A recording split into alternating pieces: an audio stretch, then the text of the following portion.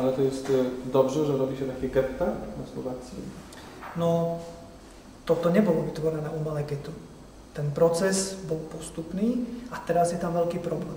A hľadáme riešenia, ako tento problém vyriešiť. Predovšetkým, ako kandidát na primátora.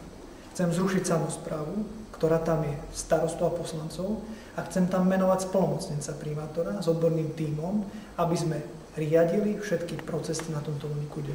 Prvý krok. Druhý krok. Chceme tam zvýšiť bezpečnosť. Dnes sa tam bojí normálny človek prísť. Chceme zvýšiť počet mestských policajtov, vytvoriť znovu opätovne rómsku občiansku hliadku z Rómov, ktorí tam bývajú. Po tretie, zvýšiť počet terénnych sociálnych pracovníkov. Nemôže byť situácia taká tam, ako je dnes, keď je tam 6 pracovníkov na 7 000 Rómov. To sú prvé kroky. Ďalším krokom je zastaviť nelegálne prihlasovanie ľudí k trvalému pobytu na úniku 9, kde sa to deje nekoordinovaným procesom. Ďalší bod. Kategorizovať bývanie. Nemôže byť to, aby niektorí, ktorí platia, nemali elektrínu, nemali plyn, nemali vodu. A takisto nemali ani tí, ktorí neplatia. To znamená, chceme roztriediť ľudí.